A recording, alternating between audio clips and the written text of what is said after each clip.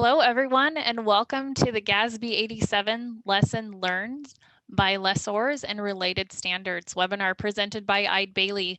Thank you very much, Nanette. Good day, everybody. We have a wonderful audience from all over America listening to us. I hope you are all staying healthy and safe. And certainly, if we don't have the time at the end of the session today, I hope you have a wonderful Thanksgiving. I also want to personally thank all of you who joined us for the GASB webinar series in 2020. This year, we reached thousands of you from around the country. The webinars were so successful that I am pleased to announce that we are continuing the webinars on a monthly basis, slated until June of next year. Keep watching your inboxes and our website for dates and content, but we'll begin on January 27th with an overview of the GASB's Financial Reporting Model Improvements Project. So stay tuned for that. Joining me today is one of our senior managers, David Sundstrom. You may best know him as one of the signatories on GASB-87 as a GASB board member, but we know it's not his fault. He was just one of the 7 board members who voted on GASB-87. Back in the middle of September, we hosted a webinar focusing on the lessee side of GASB-87. Many governments only have leasing activity as a lessee. But there are also many governments out there that serve as lessors, which is the prime topic of today. Think about it. Public housing authorities, public colleges and universities with dormitories, general purpose governments that lease out underutilized floor space to coffee shops and daycare centers, economic development entities leasing out converted industrial property to startups, airports that have concessions as well as passenger gates, ports with warehouse space, and so many other opportunities for governments as lessors. There's a lot of leasing business out there that's beyond just leasing copiers.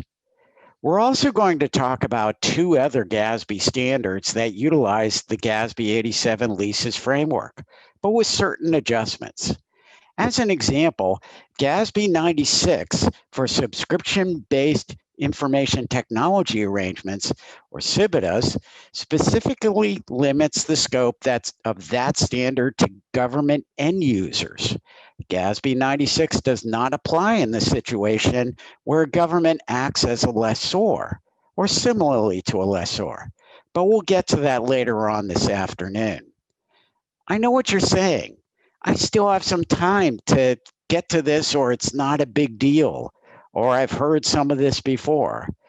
Well, you might not have as much time as you think to get to this, and it might be a big deal. It really depends on your existing leases, your policies, procedures, and your internal controls.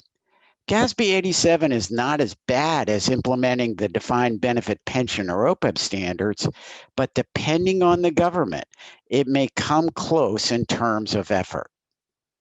Before we get to our first polling question, there's a replay available of the first webinar.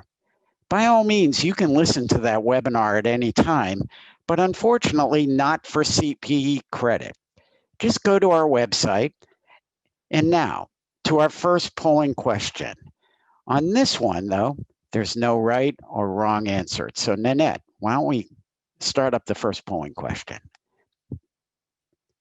So this one, again, no right or wrong answer. My government status in implementing GASB number 87 as a lessor is, we're not sure. All right, so we're about 94% voted. So a good split between we're on our way and hope to be finished on time, and we haven't started yet, but know it's out there. And we have about 11% of you who say, what's GASB-87? And that's okay as well. 15% said we named a project lead, or I'm the project lead, and I've started to gather the data. That's a good sign. Here, let's share the results. There we go. That's a good sign to show that people are at least thinking about GASB-87 and thinking about implementing this. So let's go back through some of the basics with a focus on lessors, just in case you did not make it to our September webinar. Again, you can always play webinars back at any time from our website, but unfortunately not for CPE credit. The world of leasing is changing for every organization globally. The impact of the change is probably felt by banks and financial services entities who are lessors of things ranging from buildings to commercial airplanes, but governments will be implementing at the same time. Tribal nations, airports, ports, marinas, utilities, casinos, and entertainment venues all are implementing this year and next. Due to the change provided by GASB 95, there's an extra year to implement, but that year begins for June 30th governments in a little over 9 months. If you think about a timeline, that's a lot of work and not very much time for even a medium-sized government. For December 31st governments, well, you have some time, about 15 months, if you take advantage of GASB 95. If you don't take advantage, and let's say you have a small number of leases, well, this year is your year. Like many GASB statements, GASB 87 requires a beginning balance adjustment, which for some governments might be material.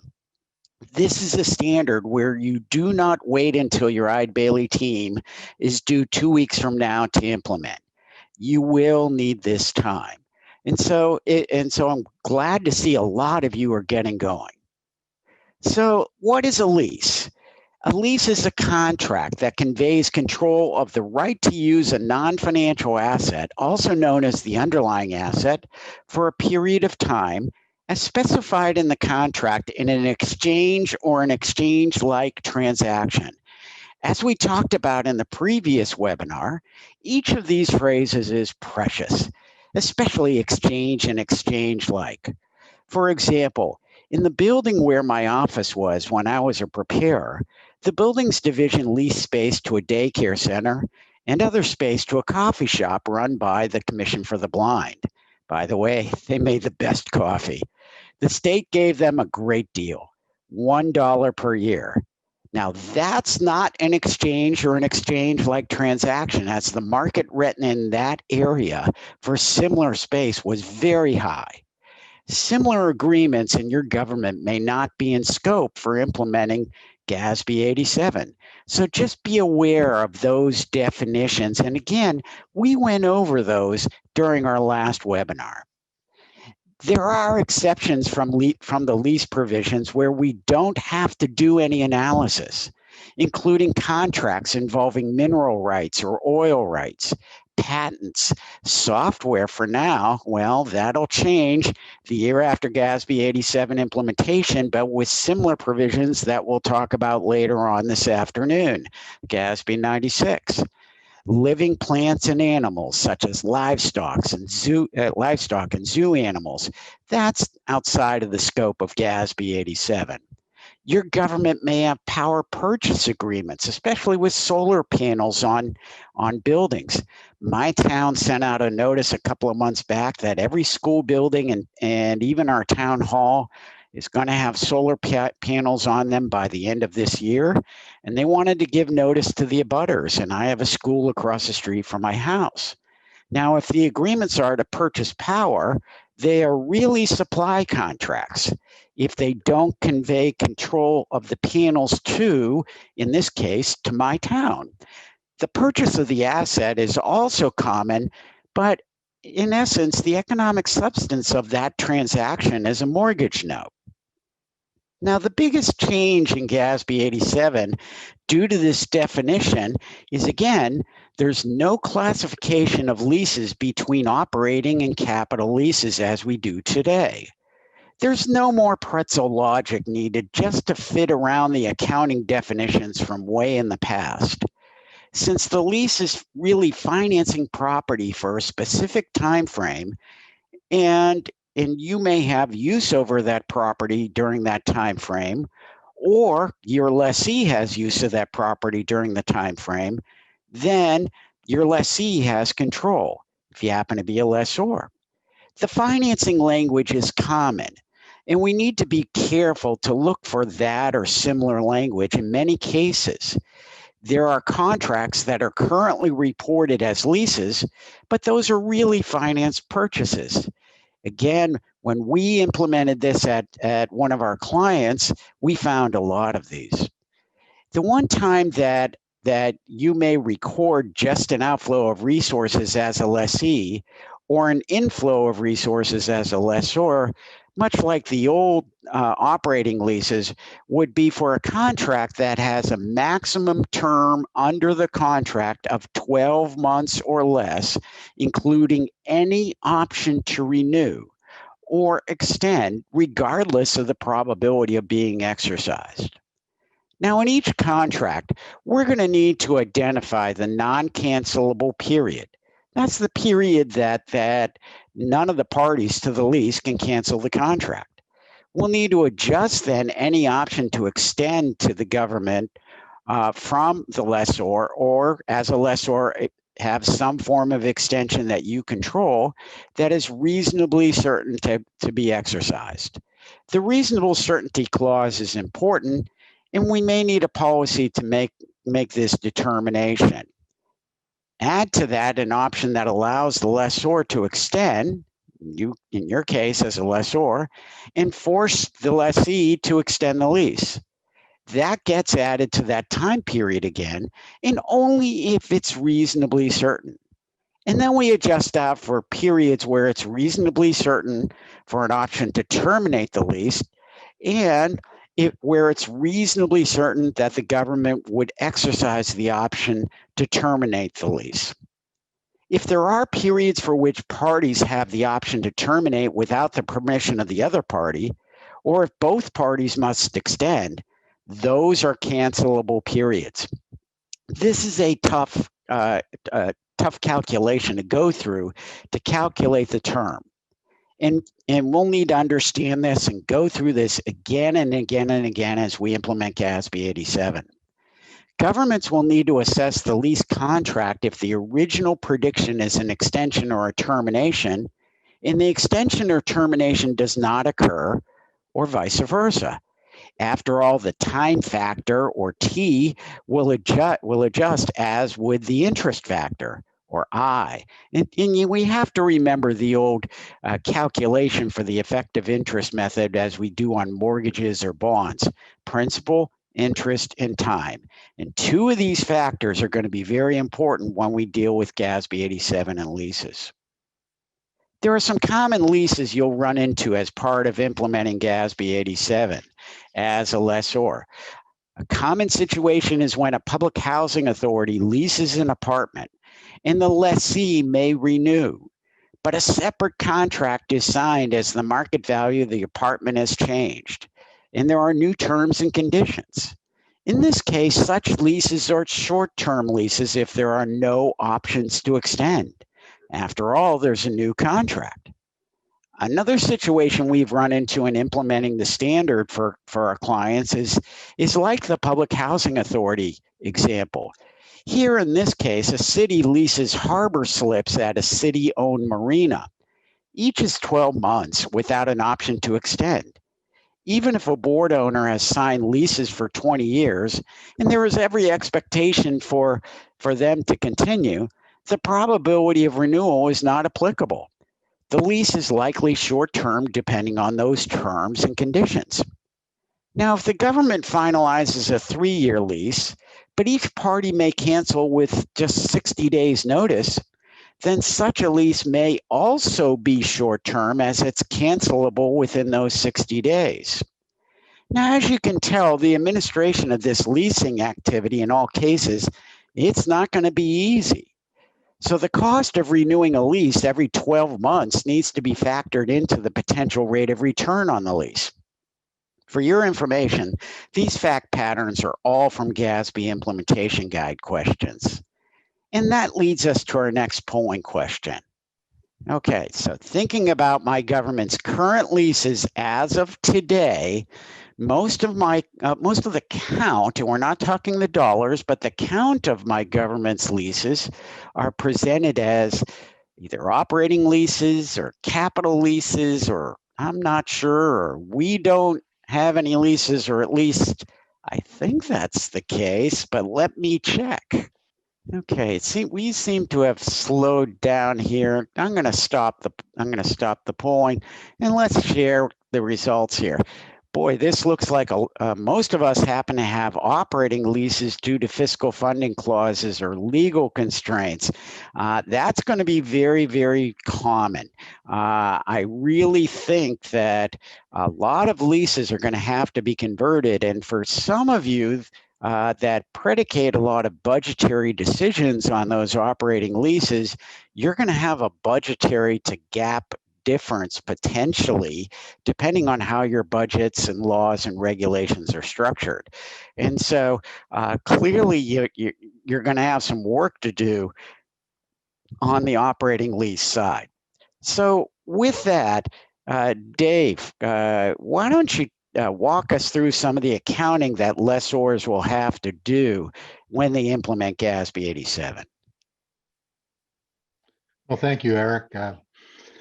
For those of you that have that saw the lessee accounting, a lot of this stuff is fairly symmetrical, but it's not purely symmetrical because there are some primary differences.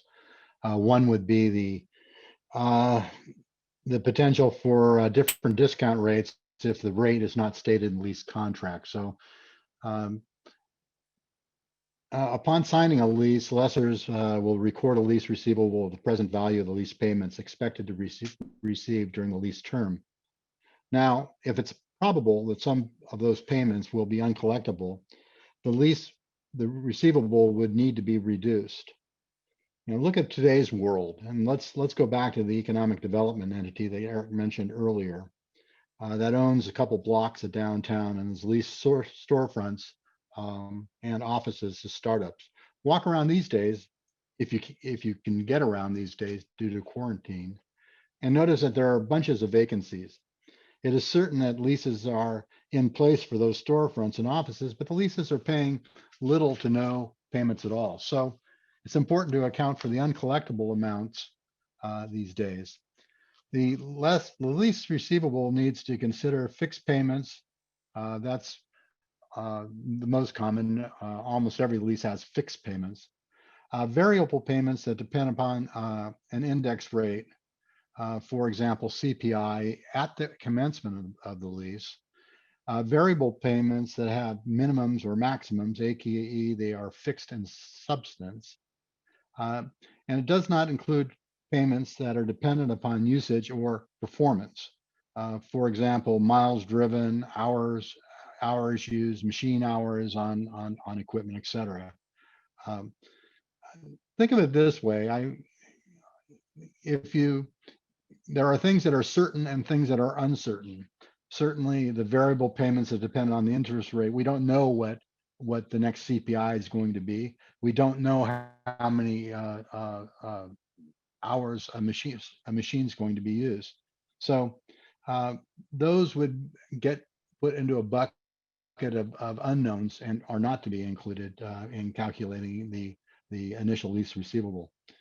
Also consider that there may be incentives just to get those vacant storefronts or offices used if they are payable to the lessee.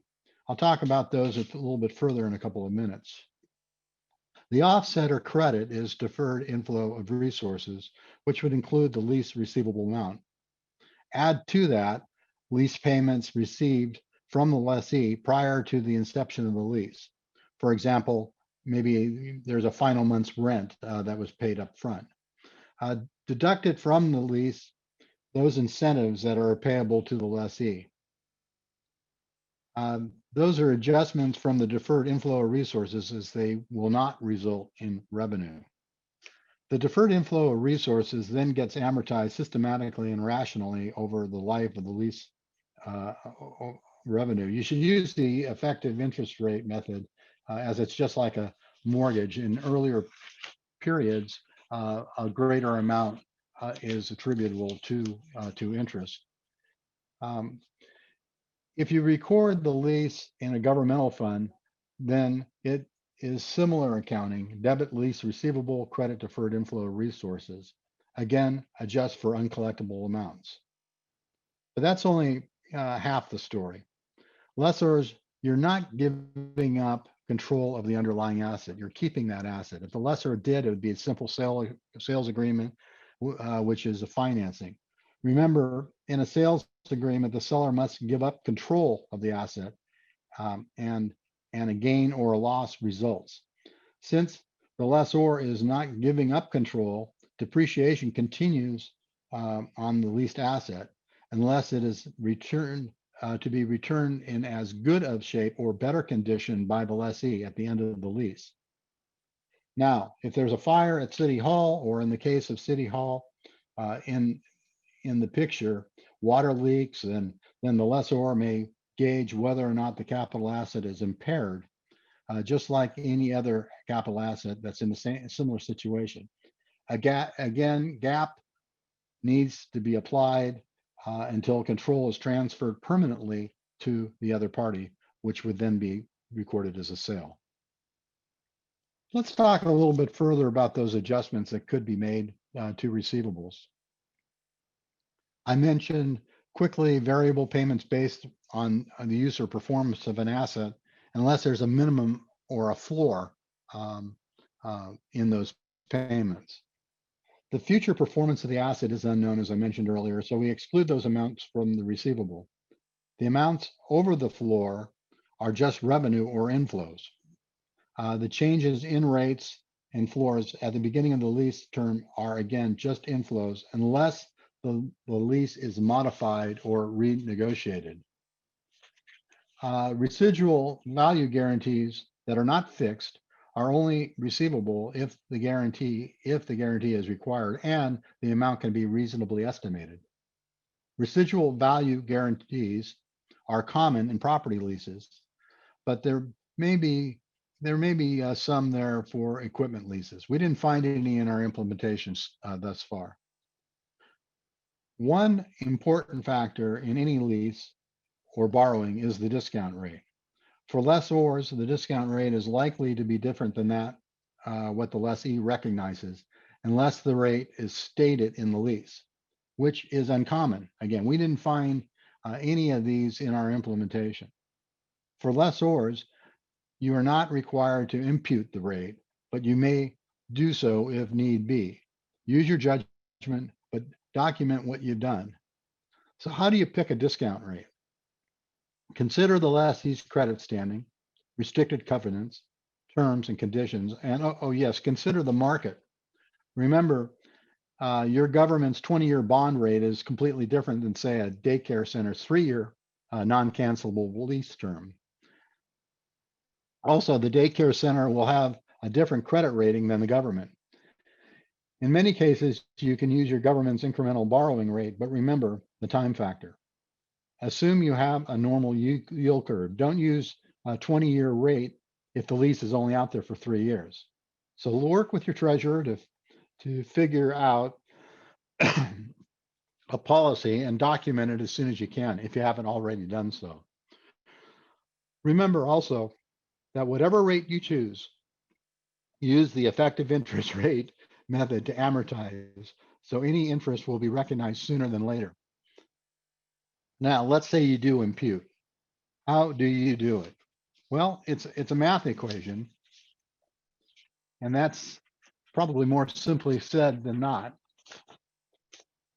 It's just the present value of the lease payments. Let me get my step one. Is there any guarantee to what's the present value of the lease payments? It's the lease receivable. Then determine if there are any unguaranteed residual value. If there are any, add that to the present value of the residual value in step one. And the balance should be the fair value of the lease asset plus any initial cost to lease the asset, also known as initial direct costs. Dave, one of the ways that you can use this is, say, let's say you have a wharf or an airport tie down. There's no cash transactions and similar transactions that can be used for comparison. But how do you determine the fair value? It's really just using the IRR function using an Excel. And what you try to do is balance the two sides. You have the present value of the lease payment and the fair value of the lease asset. And it's a solving equation using IRR. Wouldn't you agree, Dave? Absolutely. And as a lessor, there's going to be leases out there that there are no finding a market value for those services or properties is going to be extremely hard.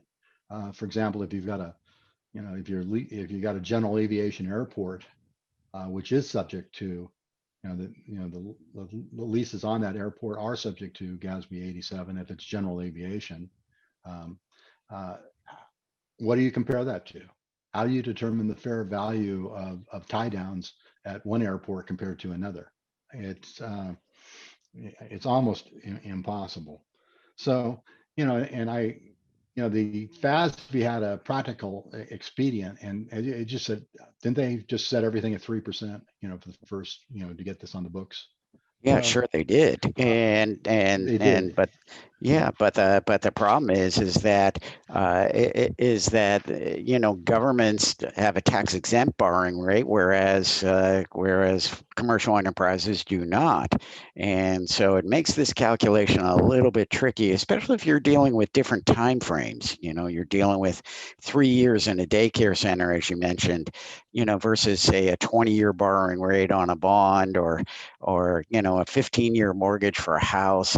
It makes things a little bit difficult if you're trying to impute the rate. And so the real key is trying to come up with some policy or procedure, working with your treasurer or chief financial officer to evaluate those values, and then have a procedure to continuously evaluate those values, say every half year or quarter or something like that, as you sign new leases with lessees. In some cases, especially now, you'll have to remeasure the lease, as Eric was just describing. Modifications and terminations are occurring often as the lessee may be having financial difficulty. Changes in the lease term or a contingency being triggered, or a change in the underlying index will all trigger the remeasurement of the lease receivable. Why don't you take us down the road of components for lessors, Eric? Well, thank you, Dave. And again, this is very, very important these days in the age of COVID. Before we get to components and that, this is very important. A lot of your leases as a lessor, if you're doing economic development activity, or if you happen to be a public housing entity or a public college or university with dormitory space, all of that is going to have to be reevaluated as we go down this road and trying to implement, GASB 87 as a lessor during the age of COVID. And you may have to remeasure and modify or even terminate these leases. So components are common, especially for space leases. These are separable elements in each lease, including common area charges, or CAMs as we know them readily. And these include maintenance, utilities, security. I've seen even landscaping that might be a component. In any lease, we'll need to separate those components and estimate their value. Many of these CAM charges can be figured out just by reviewing similar contracts that do not involve leases. Do not take this aspect of implementing GASB 87 lightly. The goal will be to maximize the most observable information known. Again, the most common elements of these charges are CAMs as a lessor. I'll talk about this process just in a little bit, but let's go back to the building I used to work in and talk about the lease there instead of for the coffee shop for the daycare center. Now, our division of capital asset and management, they figured out the CAM charges every year, and they put them as part of an internal service fund. The CAM charges charged to the daycare center, as well as to the cafeteria and certainly private office space in the government center complex, they were based on square footage. And square footage is a common measure. And the CAM charges were billed separately to the daycare center and the cafeteria and the other private entities that happen to lease office space, in this case from a state. These components would not be included in the lease as they are identifiable. And in many situations I've personally dealt with, they're accounted for in again in an internal service fund that is allowed to be used. And as in this case, the daycare center, it's not material to the overall operations of the government. Cafeteria, probably not material to the overall operations of the government. Certainly the coffee shop is not material to the overall operations of the government, because I was working for a state. Now, obviously, you have to implement GASB standards as they're written. And we need to identify these components, do all the calculations, and if indeed they are not material, they're not material, but we need to understand that first before we go down and use the materiality bucket. Again, we need to be careful of these lease terms that differ from CAM or other component charge periods. The lease document may often identify who is responsible for CAM or other charges. For example, utilities and janitorial. If those costs are inclusive in the rent payment and there is nothing available to document the costs, there may need to be some form of allocation. Again, the most common is based on square footage. So again, the CAM charges for the daycare center may be applicable for the entirety of the lease term, or there may be some form of adjustment during the lease term. After all, security and utilities are usually not on multi-year contracts. They may be on annual contracts, but that's about it. Any discounts may need to be allocated for those components. As we know, the standalone prices for utilities, security, and maintenance due to the lessor would be separate contracts. And again, if pricing cannot be reasonably estimated and allocated, that becomes a single lease. But if you have an internal service fund, chances are you're doing this already. So again, these CAM charges, they are very, very important, and they will adjust from year to year. And if you're already using an internal service fund, keep using the internal service fund, because that may be the easiest way to calculate components. And that's a good hint as to how do you deal with components. Certainly, it's easily enough identifiable as long as you know these elements. And of course, you're going to have to realize these in your lease documents, that these are available, and certain folks may pay, certain lessees may pay for those charges, while others may be paid by the lessor. And that leads us to our next polling question. So read this one carefully. And why don't I just go through this while you're answering the question. So halfway through a 10-year lease, we're talking 5 years on, a government lessor remeasures a lease down from $500,000 down to $10,000 due to a reduction in the lease term as a result of the COVID pandemic economic conditions. The balance of the related deferred inflow of resources was slightly less than the $500,000. It was $480,000. So this is asking you, what are your debits and credits? So let's think about this a little bit. And I'm going to leave this polling question up a little bit. And I'm just going to check really quick on questions. Okay, so we got some questions so far.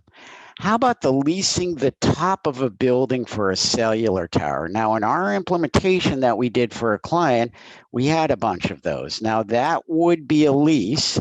And in fact, that tower is attached to the building, can't be removed. So it is your it is part of your building. And so clearly, that would be in scope under GASB 87. Obviously, the facts and circumstances in the lease document will need to be ascertained. There may be some form of power that needs to transfer to the cell tower and so on. And so, Dave, I'm gonna unmute you a little bit. Do you think any different on cell towers or or so on? What do you think, Well, Dave? it comes down to what's being given up and whether or not there is access, free and open access as part of that lease to that cell tower. Sometimes there's just licenses to have the tower, but they don't have unrestricted access to the tower, so that can affect whether how the cell tower would be recognized. Oh, sure. That's a good point, because there may be more than one cellular company using that tower. It may be Verizon and T-Mobile and so on that may be used, or Xfinity using, that cell tower. And so we need to be really careful on that. And I think it's going to depend on facts and circumstances. The next question was, how do we treat large incentive payments made upfront for lease space improvements? That's a good one. The lease space improvements, it's a good question will be, will those improvements transfer back to the lessor, or will they be eradicated? If those incentive payments are made from the lessor to the lessee, well, that's kind of at present value, depending on the length of those payments, or it may just be an outflow. Certainly, if the lessor makes their own improvements to fit the lessee's need, it becomes part of an asset that is owned by the lessor, and so it becomes a capital asset. Dave, again, you'd think any differently on that one? No, I'm in agreement with you.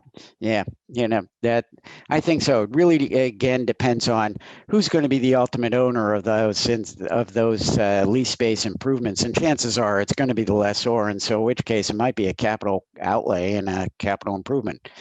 So, on the CPI topic, do you apply CPI at the time of the lease commencements and then calculate out? And this person gave us a fact pattern that the CPI was one number when the lease was executed, and we increase the expected payments accordingly, or because future CPI is uncertain, don't apply the adjustment, only the fixed payments. Well, it's really the latter. Your receivable is based on the facts and circumstances at the time of the lease agreement, and then any form of adjustment that is made, as the lease goes on, according to the terms and conditions of that lease, is going to be an inflow or an outflow, revenue or reduction in lease revenue to the lessor. And of course, it would be the opposite for the lessee. Now, if there was a major change in the terms and conditions, and let's say you went off of CPI into something else, some other index, well, that's a modification of the lease and a restructuring of the lease, and which would have to be probably different terms and conditions, and might even land up in a totally different lease document. So let's get back to our polling question, from this. And so again, we were considering halfway through a 10-year lease. Thank you, Dave. We were considering halfway through a 10-year lease, a government lessor remeasures a lease receivable, and we're going down from 500,000 to 10,000 because we're an economic development authority, and we own a block of stores, and guess what? A lot of those stores are vacant. And our tenants are only paying pennies on the dollar. What's the debits and credits here? And the answer really in this case is B, and B as in boy. And this is straight out of the implementation guide for leases. It's actually question and answer number 4.51. According to paragraph 54 of GASB 87, the deferred inflow of resources, it should be adjusted by the same amount as the corresponding lease receivable when the lease receivable is remeasured. But we have a situation that the change reduces the carrying value of the deferred inflow of resources down to zero. Because actually, if you take out 490,000 out of 480,000, we're negative. So we're going to zero. And any remaining amount then would be reported as an outflow. And in this case, for the resource flow statement, your statement of activities or your statement of revenues, expenses, and changes in fund net position, or even your statement of revenues, expenditures, and changes in fund balance in a governmental fund, that's going to be a loss that's there. You're going to reduce the deferred inflow of resources by that 480,000. You're going to recognize a loss, and you're going to recognize a lease receivable. And again, if I was a economic development entity or a public college and university, I'm going to see a lot of this happening these days simply due to COVID. So let's get back to our presentation here. Okay, well, this is our handy dandy debits and credits sheet. Again, this is a page to bookmark, print it out, stick it up on your wall in your office. All the debits and credits for lessors and lessees, and keep this one handy. You're going to see this over and over and over again. Certainly over the next few years as you implement GASB 87, and you're going to see similar journal entries as we implement GASB 94 and GASB 96, which again use the framework that we've been talking about not only today, but back in September. Disclosures will need to be made about leasing activity pretty much like today if you are already a lessor. Not too much is changing on the note disclosure. The existence, terms, and conditions of any variable lease payments should be communicated along with variable lease payments not included in prior receivables. The existence of options and abatements, and here our last polling question was pretty much an abatement. It's going to be a common issue this year and probably for the time being. Other relevant disclosures, most of which you are reporting prior to GASB 87. Lessors, you must also disclose material subleasing, sale leaseback, and lease leaseback activity. If your principal operation is leasing, such as those of you in a finance authority, then just like lessees, you'll need to disclose the principal and interest anticipated to be received 5 years out, and then 5-year aggregations thereafter. But you're already doing this. And again, this would be if your principal operation is leasing. And again, you need to be a finance authority or something similar, and you're already doing it. Now, for the airports on the call or governments with airports, you know leasing is a big deal. But remember, there are two components to leasing. And those two components are the gates and here, I'm going to go back here. Those two components are the gates and landing slots that are regulated by the Federal Aviation Administration. And in that case, the disclosure is limited to a general description of the activity with the extent of the capital assets that would be subject to regulation. And again, that's pretty much your gates and your hangars that may be subject to regulation from the FAA. The second component at our airports out there, and we love you, but those concessions to which your passengers may visit before they get on the plane, that's just like a shopping mall. And in fact, you may even have just a master lease that you signed with a company such as HMS or Hudson or whoever. You may have this master lease that looks just like a master lease for a shopping mall. And then it's up to HMS or Hudson or Westfield to sign subleases with all the tenants. But you may just happen to have one particular lease. Again, the first 5 years principal and interest, and then the aggregated 5-year terms thereafter are disclosed, just like you do today. If there are any inflows that were over and above any future minimums and any abatements that are executed, if those leases secure debt, those are also disclosed. And so, again, similar to what you're doing today. Now, those abatements are going to be common. Again, if anybody has walked through an airport in the last 8 months, you know some of those leases are going to be abated, and some of them secure debt service. Those terminals are expensive. But in addition, especially with airports that have general aviation facilities, there are other types of airport leases that are not considered regulated, such as hangar and maintenance space, and as Dave mentioned, aircraft tie downs. And we even saw in the situation where we implemented where there were non-airport related businesses that just so happen to take space out at the airport. Now let's go down the road and talk a little bit about what I call special cases. Special cases include subletting, sale leasebacks, leasebacks, leases between related entities. And again, the most common that might impact lessors are sale leasebacks and lease leasebacks. Now, as we talked in September, in a sale leaseback, there are really 2 transactions, a sale and a lease. And as Dave mentioned, there needs to be a sale.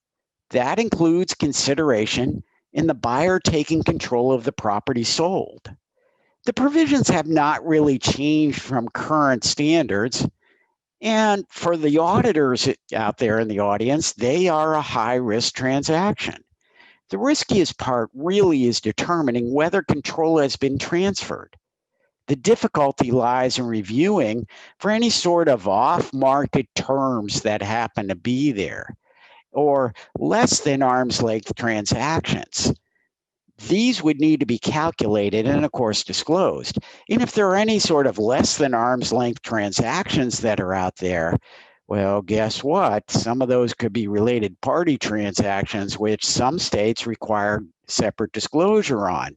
And certainly you should disclose that into your notes of your basic financial statements as a related party transaction.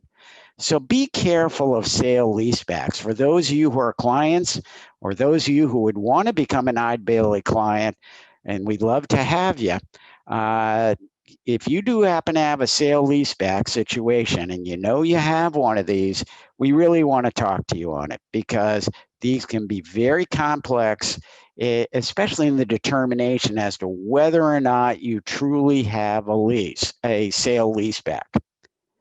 In some cases, it's just not a full sale.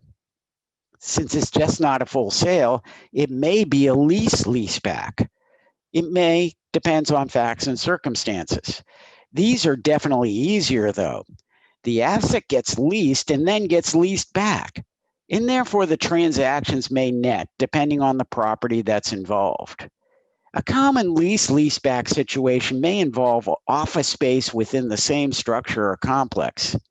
Again, this one can net, and the accounting and financial reporting is exactly the same as we're doing today prior to GASB 87. So no real change is gonna be needed. Now, leases within reporting entities and related parties, as I just mentioned, they are also important to identify. If the lessor is a component unit, GASB 87 may not apply. It depends on the situation. If the lessor is a blended component unit, then effectively you have to consolidate just like you do any other blended transactions. The debt and the assets are the primary government's debt and assets. If a discretely presented component unit is involved, then you would treat the transactions the same as any other lease. But do not combine the activity with the due tos or due froms transactions from the component units, and also don't combine them with any other lease. Disclose these separately if they are material. Remember, related parties are defined in some state statutes, And they could be relationships with the members of the governing board or other personnel or related organizations to your government. These leases involved may have off-market terms. And of course, we know that the media may call these as sweetheart deals. These need to be disclosed.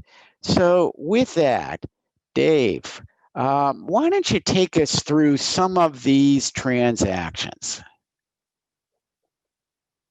Well, let's look at here's a great typical lease document. In this first one, it would appear to some that that the county or the Board of Education is actually an office of the county, but they might share the name of the county, but it really is not. It's a separately constituted board with total total separate authority. Therefore, at that point in time, it is not a related party. So on the next one, the county is leasing space, which gives the tenant exclusive rights to the first floor of the building. That's a classic issue, but also notice that in mixed use developments where you might have retail on the first floor and county offices above the retail.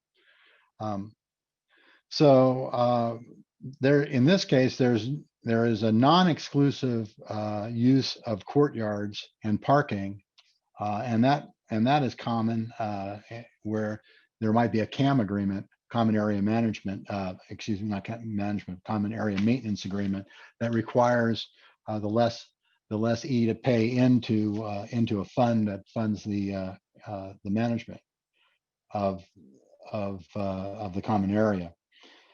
The lease happens to be 10 years at $7,500 a month, payable in advance on the first day of each month, but adjusted by occupancy, which is also an important figure to figure out the time factor. Of course, when you're looking at something that's adjusted by occupancy, when the lease is initiated, you only know what the floor of that is, what the base rent is, and that's what one would have to use in doing the calculations. So there could be CAM associated with the parking lot and courtyards, but the parking lot may or may not have CAM that's relatable, that you can relate to the lease. Again, that has to be totally analyzed. So anyway, hold on. I think we have another polling question in that. And my apologies, I just put yes or no because all the explanations that Eric drafts in his polling questions don't fit in Zoom. So Aw. I know. Should we read the polling question? Yes, why not? A Okay. county building authority is a blended component unit of a county. That's straightforward. The building authority acquires and constructs public capital assets to lease them to the county. Should the leases with the county be eliminated as inter-entity leases in the financial statements of the reporting unit? Options are A, the lease is a lease of the building authority and the county simply has a due to transaction. Or yes, when the lessor is a blended component unit, the debt and assets of the lessor is reported as if it were, in this case, the county's debt and assets. If the building authority issues a standalone financial statement, the leases are reported in those financial statements. So it looks like the preponderance of the responders is into answer B, yes, that since it is a blended component unit, those assets and liabilities are reported in the county's financial statements as part of their debts and assets. Yep, that's correct. So that is, yep. All right. and next time give me the answer. Just kidding. This is indeed correct. And so you're going to run into this Very situation. good. Yep. All right, let's share the Very good. results. Yep. Eide Bailey has helped a client implement GASB 87. We learned a lot of things, a lot of lessons in this engagement, and hopefully we can share some of those lessons we learned as a firm to help you implement or consider engaging us to help you as well. Some demographics to describe this entity.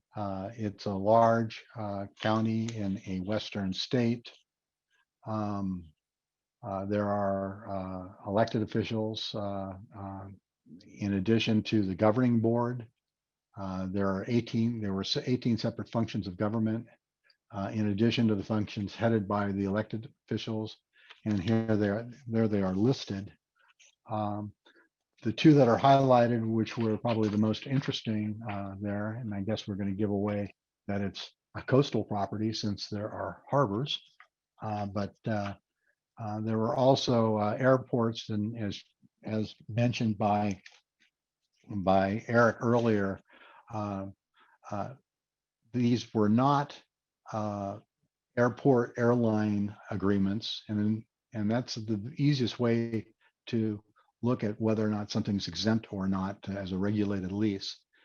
It will have the term airport airline agreement in it if it's a regulated, so if it's subject to regulatory accounting.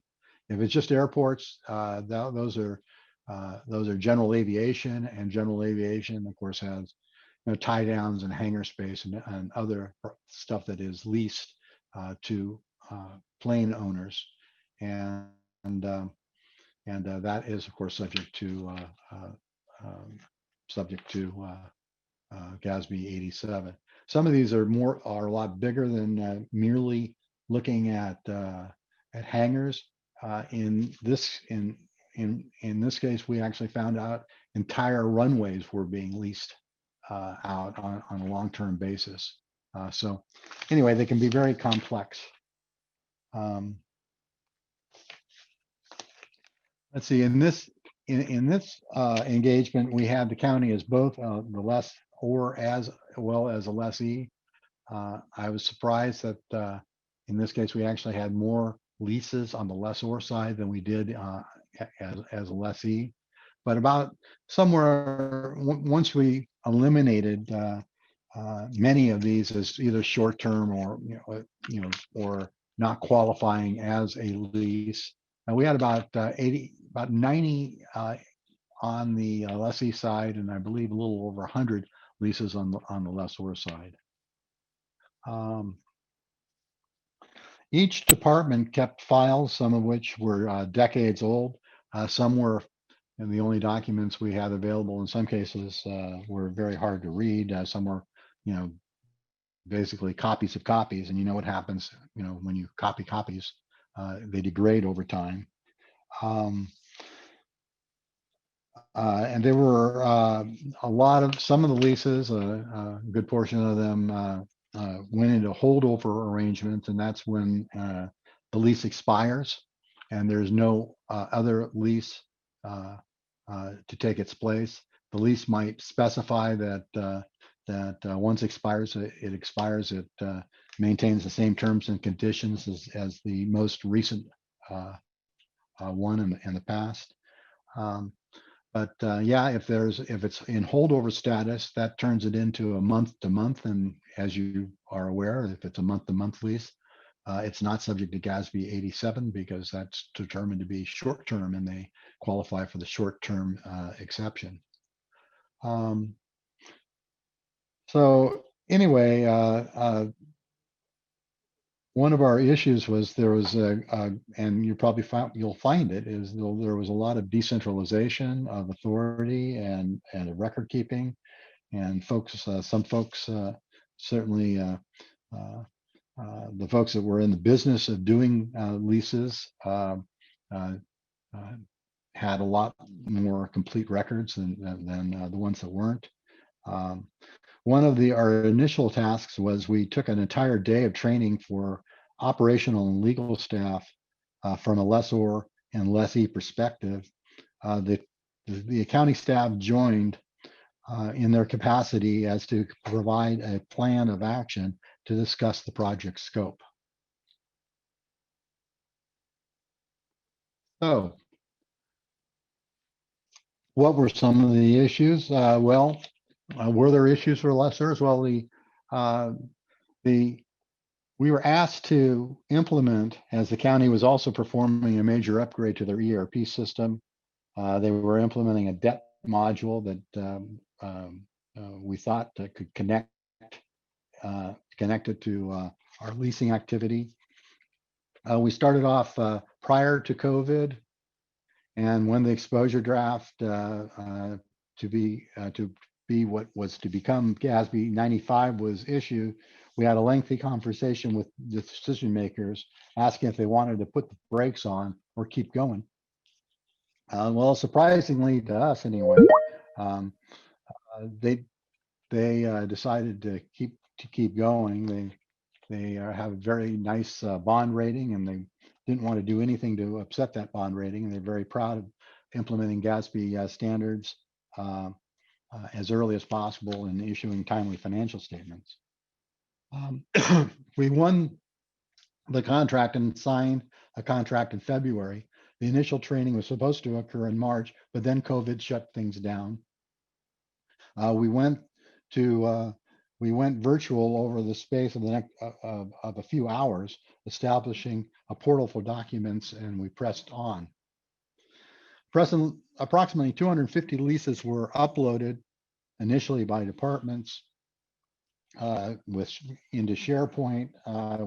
We finalized the analysis in about 60 days, and then set up amortization schedules after open clearing points that took another 30 days or so. Excuse me. But we made our deadline of June 30th to go live. The journal entries establishing the conversion elements were posted around 9 p.m. Pacific time on June 30th. Actually, we had a full 3 hours to spend that were unnecessary. No, just kidding. Let's see, what we learned a bunch of lessons as it seemed that nearly everything caused us to take another look at GASB 87. The wording of the standard, Eric says it's precious. As a contributor to some of that wording, I guess I would have to say the same and not criticize it too much. In some instances, we did call GASB and ask for clarification. We asked for some, basically technical inquiries, and some of those more interesting ones help to become the basis for additional questions in the 2020 implementation guide update. Our first policies and procedures focus was on completeness. Completeness is a very difficult one to prove that you are complete. Traditionally, the county had siloed departments, leaving decision makers up to the individual departments based on broad guidelines. That left the county with an important decision to either centralize or continue their decentralization and continue their decentralization, and then what to do with document warehousing.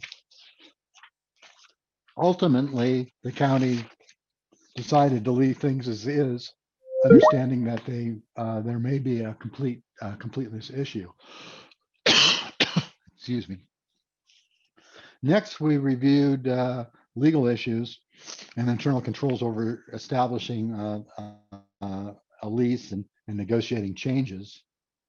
The discount rate issue was an important discussion, as the county was also a lessor. And are they going to have a risk premium? Are we going to take the risk-free rate and adjust it with a risk premium? Are the rates going to ascend based on a lease term? who sets up the rates and resets them and when.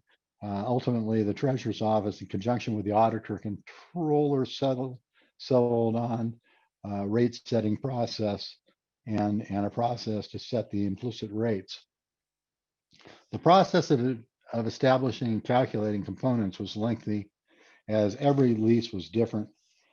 We had a lease that included 4 FTEs permanently assigned from the vendor in an equipment lease to service the equipment full-time countywide for the term of the lease, which had a non-cancelable period of 5 years. And then, the incentives. Remember, in cases where the county is a lessor and if incentives are involved, it's a discount, a reduction policy needed to be established. And as a public entity, was it in the best interest of the county to provide an incentive to the lessee? The county was still in the process of that as we finalize. To show that how the components were contained in a typical lease, this one includes taxes, gas, electric, and trash. You're going to run into things like this, often buried in lengthy documents. This one was a fairly clear roadmap. Often there was only a statement that the lessee was responsible for utilities and janitorial. So one way, before getting into the next question, one way I found to identify these things was do word searches, looking for the word janitor, util, trash, etc. I got pretty good at it after a while. And the best leases were the ones, the ones that were the easiest to deal with were ones that had a determination. In as many cases that showed that the county was responsible for, for say utilities, there was an equal amount that specifically specified that the county was not responsible, or that the lessee was responsible for utilities, janitorial, etc. So anyway, that does bring up our next polling question, Nanette. Let's see, my government's policies and procedures. Boy, that just flashed in front of me. Relating to leases are they decentralized? Does each department control their terms and conditions? Are they mostly decentralized? With negotiation and made by documentation maintained by each department, but a central department establishes terms and conditions. Then are they centralized? Capital department, a central department exists. All negotiation is done by that department, maintains the documentation, and establishes the terms, conditions, and rates. There's no correct answer here. There's also the I'm not sure, but they're going to get going. I think in this case, let's assume that in looking at A through D, that the governing board has some limits on approvals, and they, at least for the most part, I know where I came from, the governing board had a policy that they had to approve all leases in excess of a certain amount or a certain amount of time. So anyway, what kind of answers do we have? A lot of It looks like it's settling down here, so I'm gonna end it, and let's share the results. I'm not surprised at this, Dave. I don't think you think you're surprised. Mostly decentralized, won out just by a hair over centralized. Right. Yeah, I'm not surprised there's a wide dispersion here. Yeah, and as I said, I don't know if they all, the idea of decentralization, I wouldn't count just because the governing board is required to approve them after all the negotiations done and the lease is almost finalized.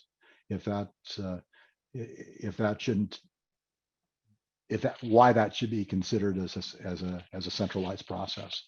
But anyway, good enough.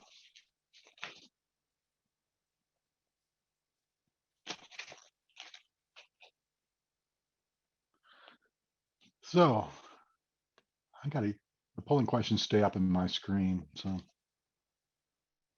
I can we drag had a them. bunch of issues. Yeah, it's okay. I was able to get rid of it. So we had a bunch of issues that caused us to take a hard look at the documents. As I mentioned, a bunch of leases were old, a bunch were non-exchange transactions, especially a lease of a beachfront property for 99 years at $100 a year to a hotel. Lots of easements, especially for cell and fire tower access and fire road access, and land swaps, and lots of special cases and combinations. I recall there were leases with property owners that and property owners trust that had been in place for 50 or 60 years, and so and they were for really nominal amounts, like $100 a year, just enough to get somebody to look at it. So anyway, after the initial upload, we found 39 leases were duplicative, and the county caught that prior to releasing them to us. Of the remaining 211, about 1/3 were not subject to GASB 87. A bunch were short-term without the option of renewal, especially for harbor slips, power purchase agreements, and there were some SBITAs, software. Software or license agreements, but all as an end user. So with that, Eric, why don't you take us home? All right. Well, thank you, Dave. Certainly I get questions all the time.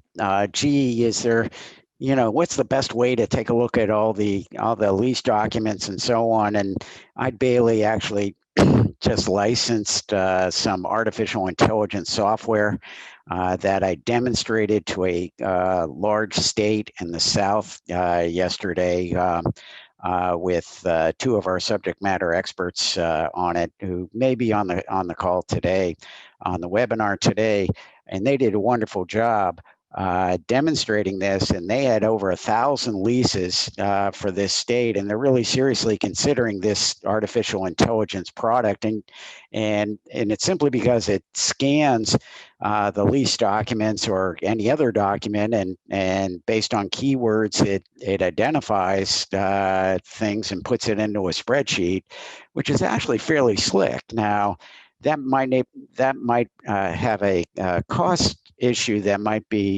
not be the world's greatest for every single situation, but in this case, the state was pretty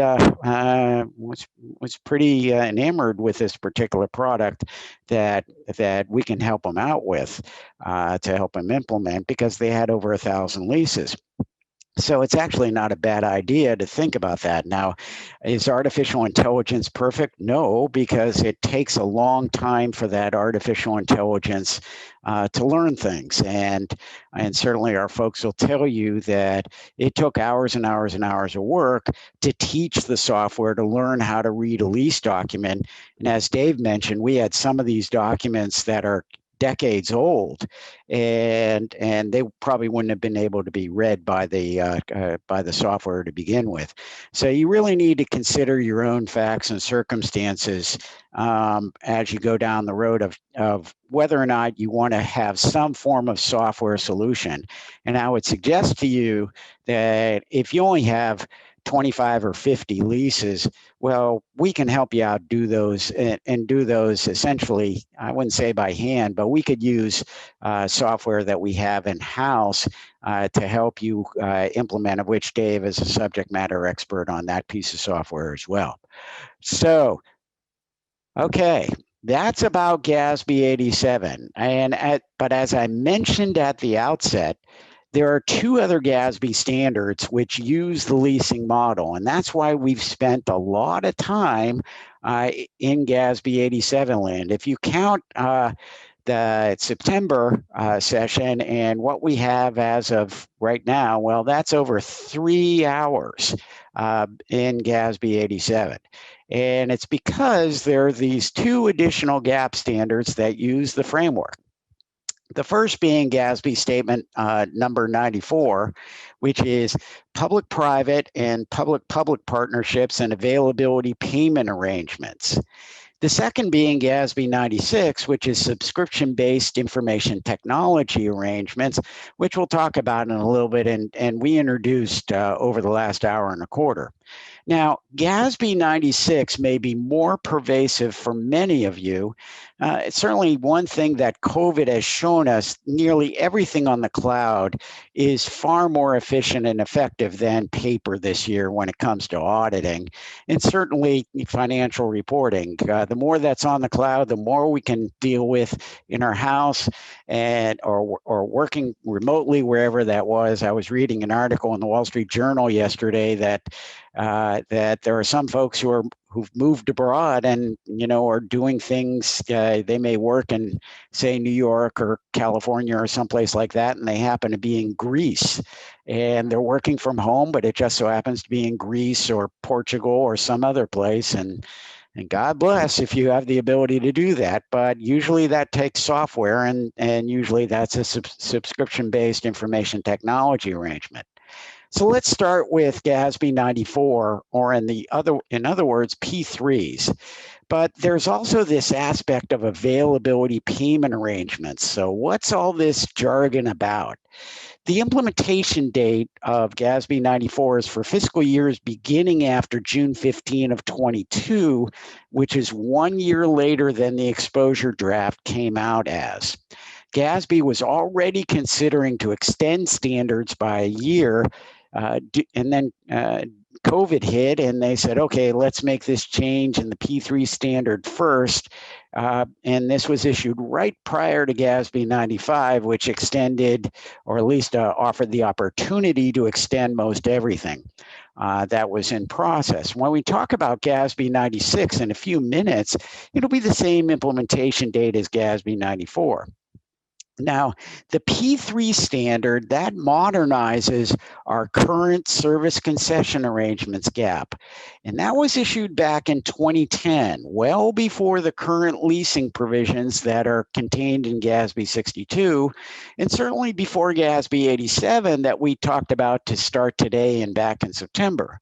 Much of the SCA guidance, though, doesn't change dramatically, but some of the payable and receivable measurement will change. Now, understanding some of this in GASB 94 is to understand the jargon, like any other GASB standard. Once the definitions are known, the accounting and then the financial reporting seemingly falls into place. Looking at the definitions, they may look familiar from the outset. Here, let's start off with the second bucket, which is a public-private partnership, or P3. And guess what? An arrangement in which a government compensates an operator for services, including the provide public services by conveying the control or the right to operate or use a non-financial asset, such as infrastructure or other capital asset, which is the underlying P3 asset, for a period of time in an exchange or an exchange-like transaction. Where did I hear that before? Well, guess what, folks? That's a lease. And so P3s could indeed be similar to leases. Now, in a public-public partnership, that's the same as a P3, but with another government. And I see this a lot in shared service arrangements, such as data centers, where the IT department, which may be legally separate, the IT department happens to run the data center for not only the primary government, but maybe other governments also. And so that's a public-public partnership. An availability payment arrangement, well, that's on top. An arrangement in which a government compensates an operator for services, including designing, constructing, maintaining, and operating a non-financial asset for a period of time in an exchange or an exchange-like transaction. Now, in this case, because of the variability of the compensation, this could result in a transfer of an asset or it could be just an outflow of resources. It really depends on the terms and conditions in the situation. Again, a common transaction is to finance new construction in this. And in some cases, it could be financed through conduit debt obligations. We could talk to you directly if you do have this situation.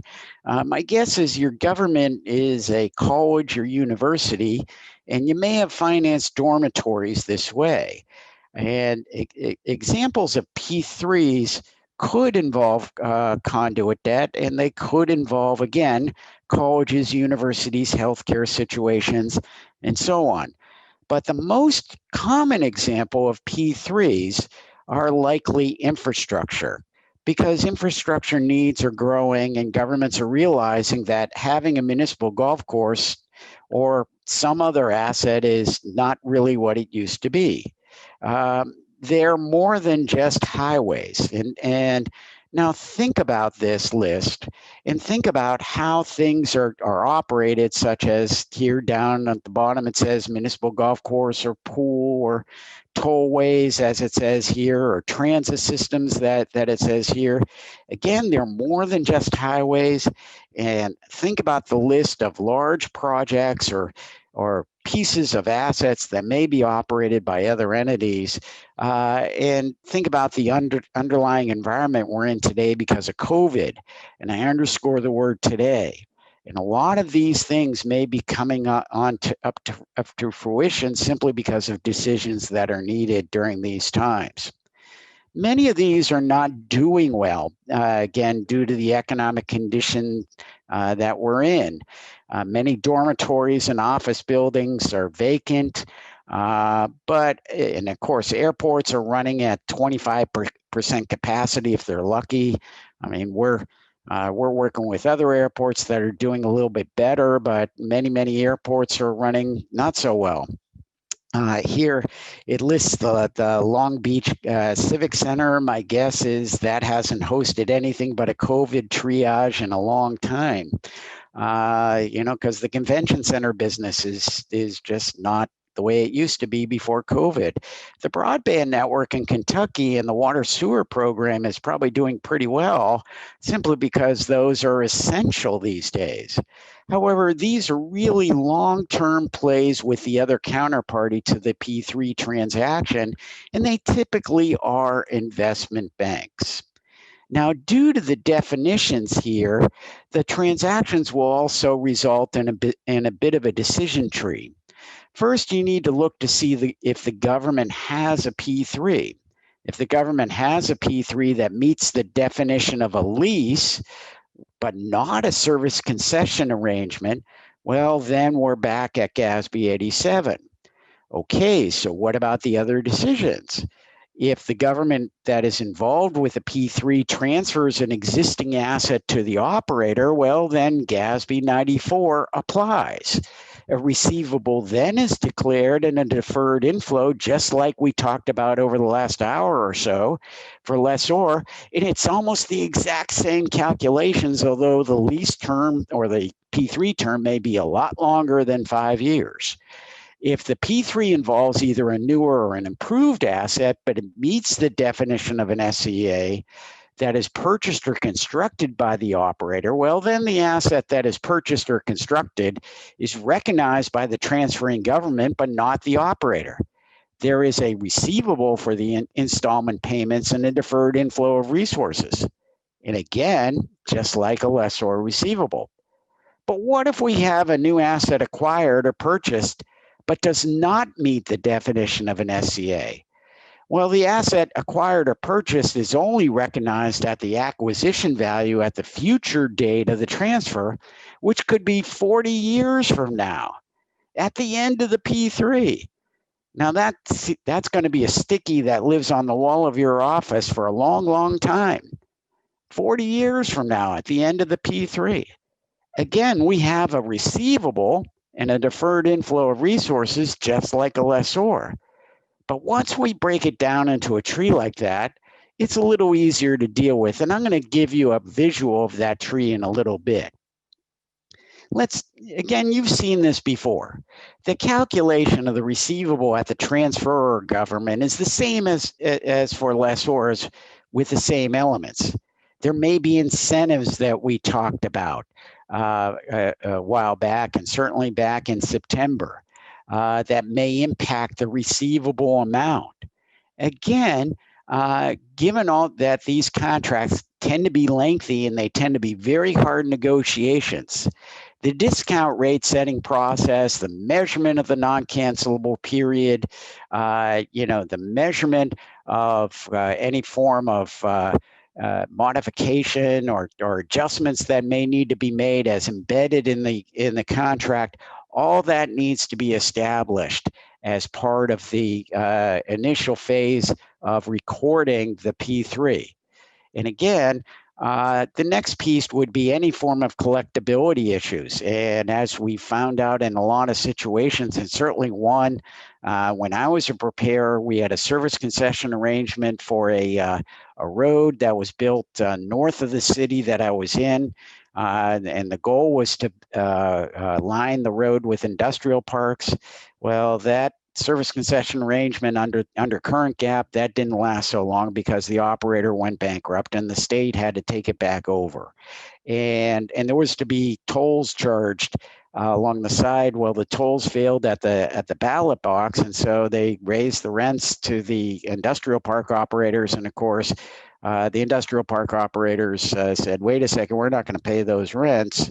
And they started vacating those properties, and the whole thing collapsed on itself. It wasn't the world's greatest transaction for sure.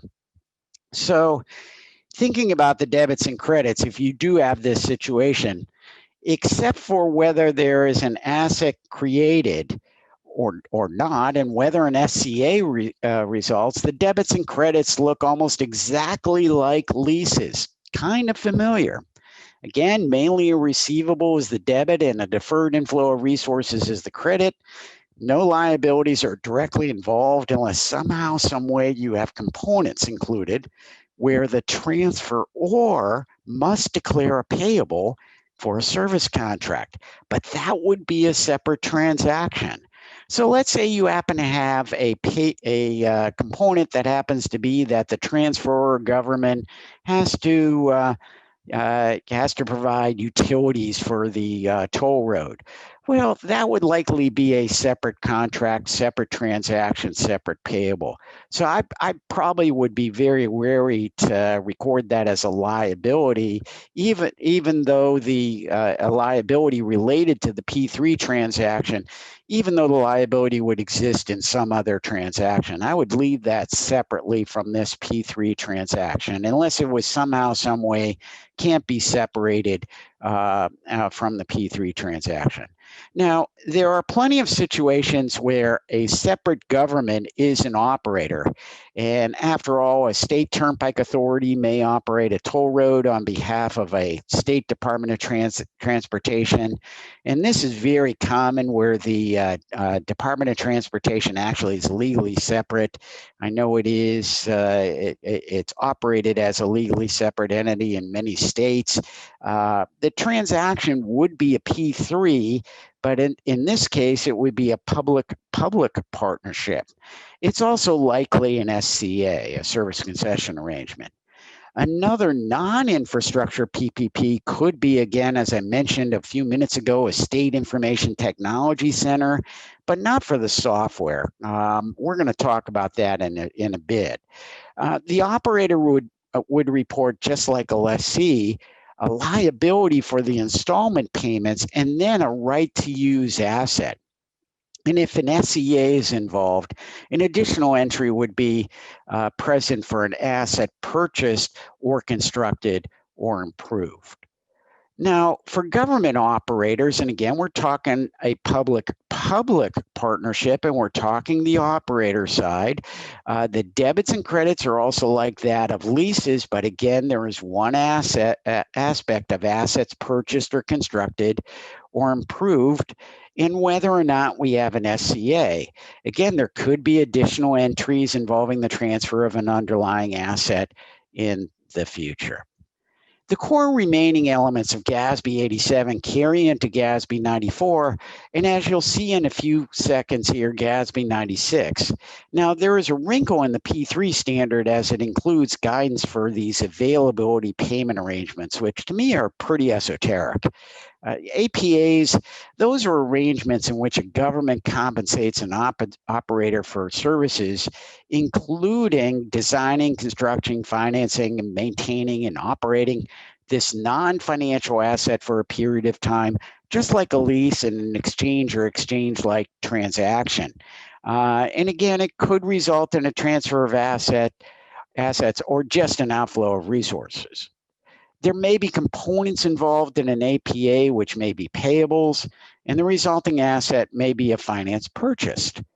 APAs are not that prevalent as large infrastructure projects do not want to depend on funds availability. You have to think about the counterparty in these transactions, and the counterparty usually is a bank or some other investment institution, and they want a pretty sure stream of revenues coming in. And an APA really doesn't make sense in a lot of ways.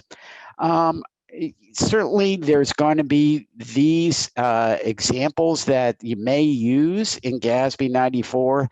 For those of you who are GASB geeks out there, as my friend Lisa Parker from GASB likes to call a lot of folks, she says, all my GASB geeks. Well, you might be a GASB geek out there, and you'll notice that these are the same exact examples that are in GASB 60, and they're just updated for GASB 94.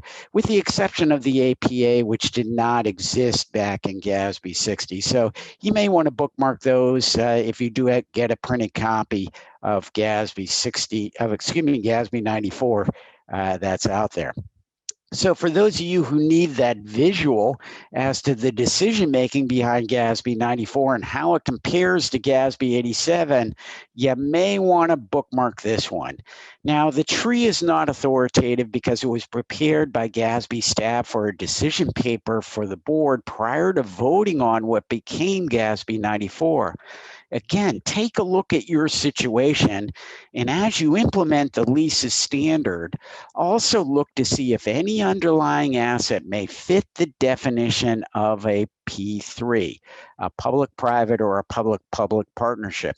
And in general, these usually involve some form of infrastructure asset, but could be something else. And again, in my travels, I've had service concession arrangements that were golf courses that were established next to sports stadiums.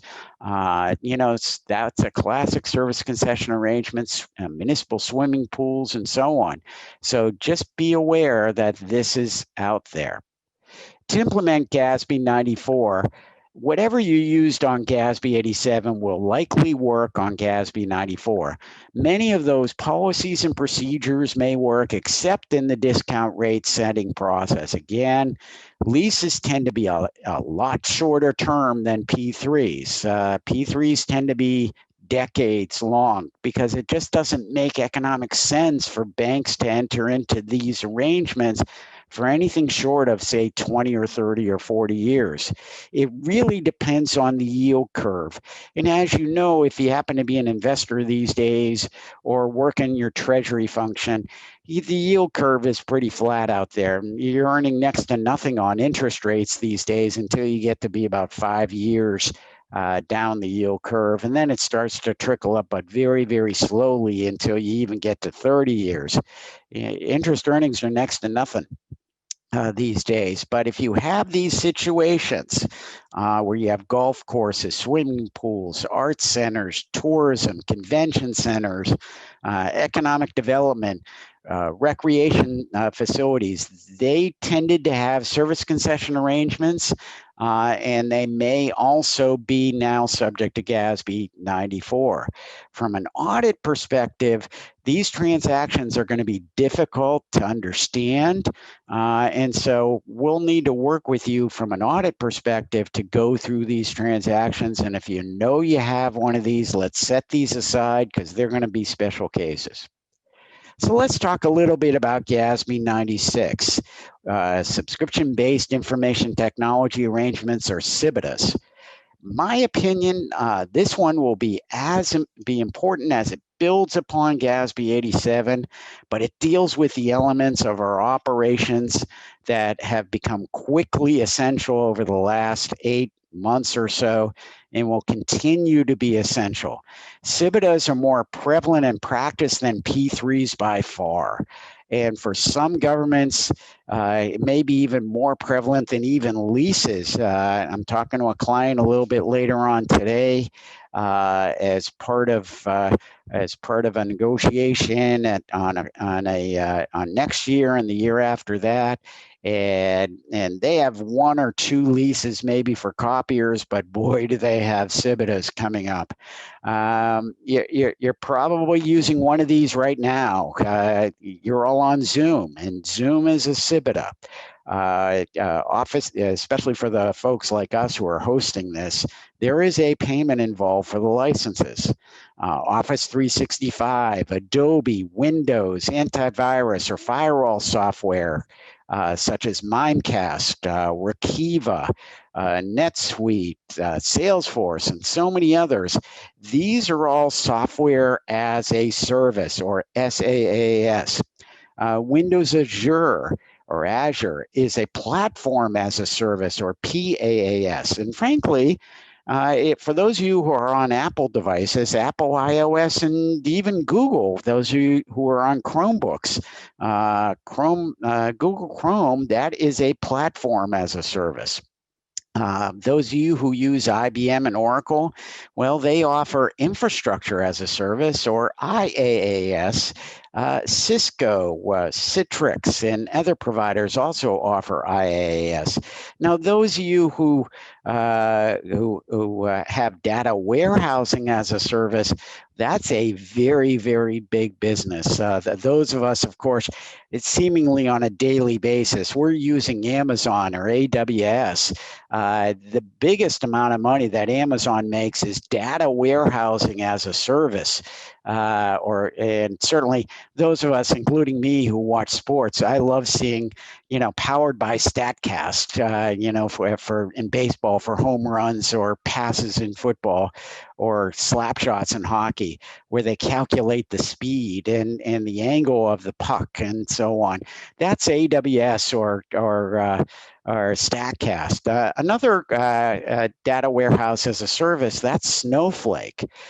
Differentiating them is really tricky, but simply put, SaaS is software that's available via third party over the internet, and PaaS is hardware and software tools available over the internet. And again, think about Office 365 or Windows Azure, and that's classic PaaS.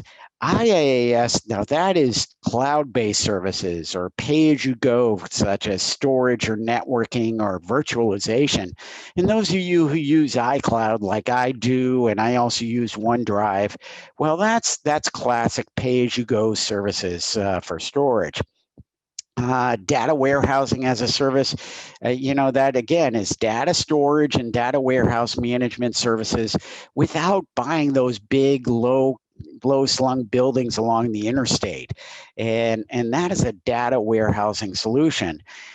But we all know these colloquially as cloud computing. GAP needed to evolve in this area because of many trends, but most notably, as proven by the last 8 months, these tools are essential now, and they have become so extraordinarily quickly. The second piece is the cost. Data integrity and management risk of providing these services by your employees on your premises just does not make a lot of sense these days from a cost versus benefit perspective. And then next, the speed of evolution of these tools, including artificial intelligence, robotic process automation, and bots that continuously update to defend against intrusion, is astounding, and governments can't keep up. Ask yourself, how many of you knew about Zoom meetings and Microsoft Teams a year ago? Had we been doing this session a year ago, I would have been talking Greek to you on those because they simply didn't exist for a lot of people. Finally, the structure of these contracts is like P3s, which we just heard about, but far less flexible. They're also subject to local jurisdiction laws such as GPDR in Europe, and in California, the California Consumer Privacy Act of 2020, which goes beyond the European standards. And if you deal in data, and if you haven't understood these standards, you may want to catch up to that on them, which is really beyond the scope of today. But Eide Bailly can help you out in understanding what's going on and walking you through these.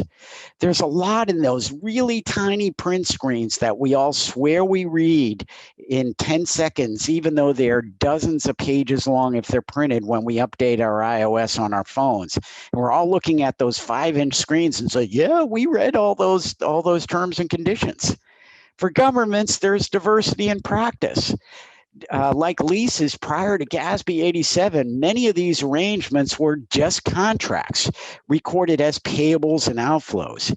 Yet again, as COVID has proven, beyond our personnel, data, it really is our most precious resource.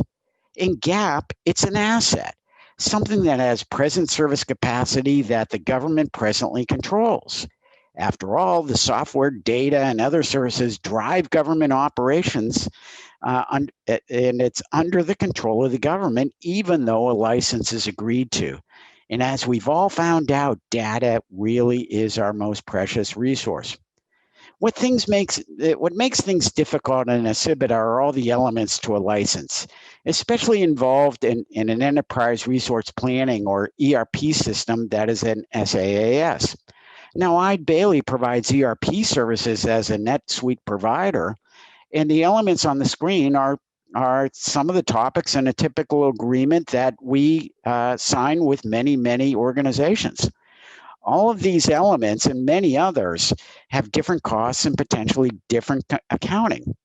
Yet many of us, when we save our many thousands of pictures like I do as a grandparent to our iCloud, paying 99 cents a month for many gigs of storage, we only consider this as one payment. Now, iCloud is a consumer product that is extraordinarily simple, but it is a classic data warehouse as a service. But you wouldn't use iCloud in a government paying only 99 cents because you'd blow that storage space within an hour. Now, one thing I mentioned today was data backup, and it's on here on the screen a little bit, is the maintenance and data backup. Certainly a data backup system such as SunGuard or some other hot site or cold site could be a SBITA arrangement depending on the structure. Now let's go to the extreme. Let's say we have a statewide ERP system that just cost well over $100 million, and just to get to go live, even on the cloud. In the case of a large state, the cost could be many multiples of that $100 million. We won't go down the road of a federal agency system, so let's keep to GASB GAAP, but you might want to know that your tax dollars go to a lot of these systems at the federal level. GASB 96 contains some pretty familiar language to all of you. After all, it's appeared a number of other times in your travels, be it about an hour ago or certainly back in September. A subscription-based information technology arrangement, or SBITA, guess what? Kind of looks and sounds just like a lease. And I've seen that before. And yeah, there's a little bit of a modification of the lease in the P3 language, but it's basically the same thing as a lease. So some of the services can be complex, and due to the complexity of the services and the length of time to implement, and after all, ERP systems, for those of you who've gone down that route, ERP systems may take years to implement. The existing model that we currently use in GAAP is in GASB 51, or GASB code section 1400, actually, and it's on internally generated intangible assets. Well, GASB just copied what was in GASB 51 and pasted it in GASB 96. And we all may remember back in the dark ages before COVID that SBITAs are intangible assets, and the definition of an intangible asset lacks physical substance. It has a non-financial nature, and it has an initial useful life extending beyond a single reporting period. After all, as they say, your email lives forever. The complexity drives the 3 stages. And again, we've been using this for well over a decade because of GASB 51. We have a preliminary project stage and an application development stage and a post-imp stage or an operational stage. And the application development stage is what we will capitalize, and that includes any form of software configuration and interfaces and testing and parallel processing. That would be capitalized. Now, the most controversial aspect of GASB 96 is training. And as my co-presenter Dave will tell you, that was hard fought over training, as it was in what became GASB 51. Many believe that training needs to be ongoing as the software keeps evolving. So why not capitalize the training?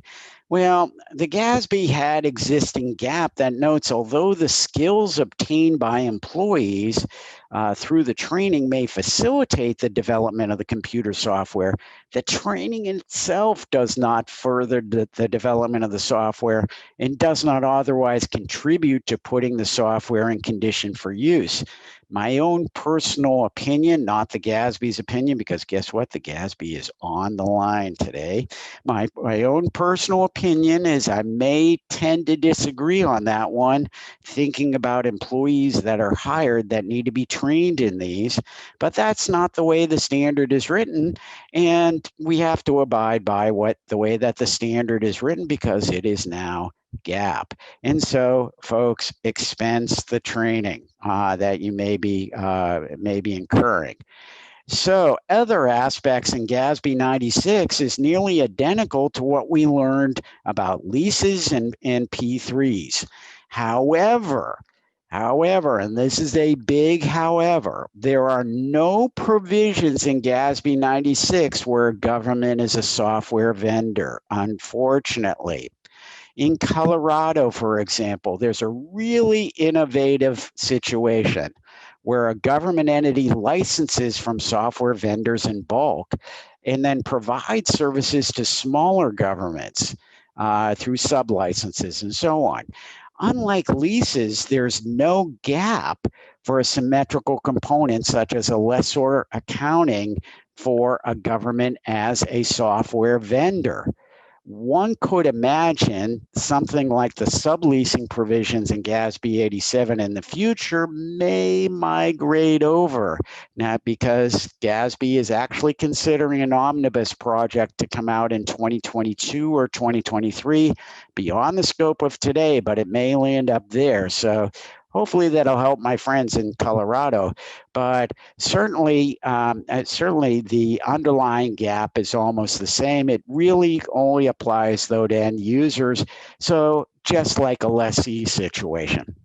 The accounting and financial reporting are, again, about the same as a lessee situation, the same debits and credits, the same principal, discount rate, and term provisions, the same provisions on modifications, terminations, incentives, and so on. The related training costs for a SBITA, again, that should be a component. Otherwise, the intangible asset may be different than the initial liability. GASB 96 also replicates the short-term guidance in GASB 87. In practice, that could be interesting. Like in leases, a short-term SBITA is a SBITA at the commencement of the subscription term, has a maximum possible term in the contract of 12 months or less, including any options to extend, regardless of their probability of being exercised. Now, most SBITAs in practice are at least 1 to 5 years at a minimum, but I find that even dubious because, let's get to reality here, ladies and gentlemen. After all, Once you become part of Office 365's Orbit ecosystem, or whatever you want to call it, or iOS or AWS, it is very difficult to change. Changing within 1 year without an option to extend would be extremely rare and frankly not feasible for most SBITAs due to the cost of the change. Implementation is going to be exactly the same as GASB 94, a year later than GASB 87, again, using the same facts and circumstances as transition, as it requires a beginning balance adjustment, just like in GASB 87.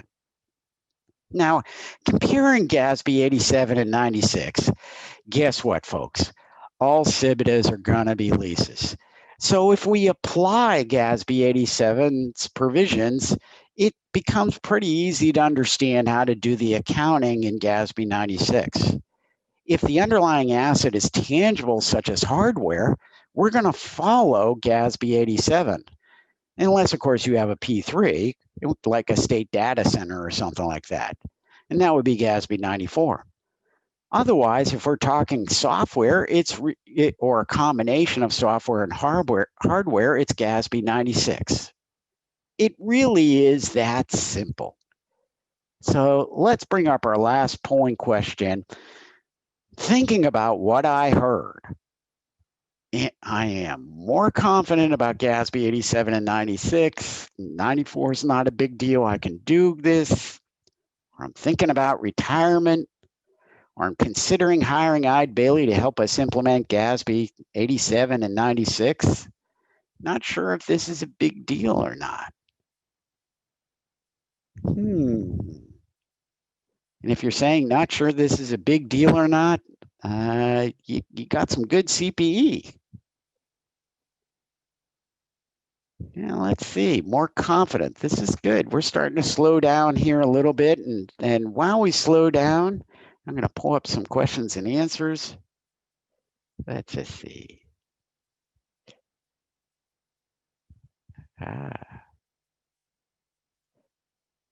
Okay, we're starting to slow down here. It looks like about half of us are more confident about, let's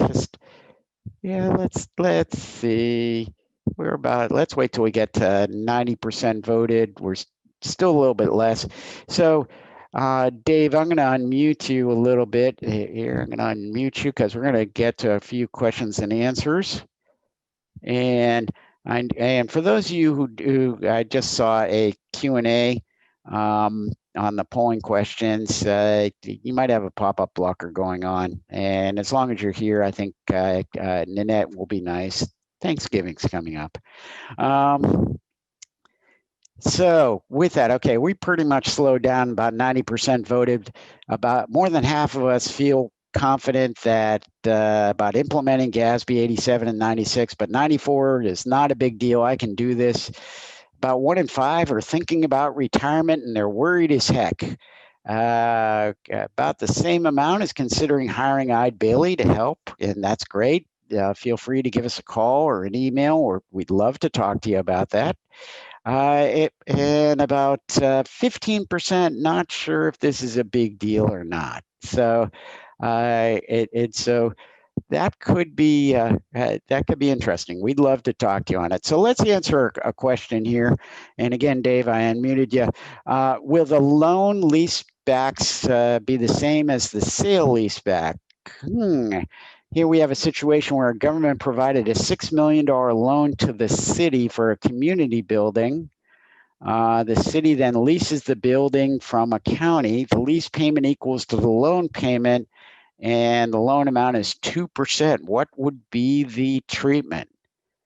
I'm going to start off, Dave. I think you have two separate transactions. You got a financing, certainly at the government that issued the loan, to build the building. Well, you got a loan receivable. And well, wait a second here. Okay, let's just say what it is. The county provided a $6 million loan to a city for a community building.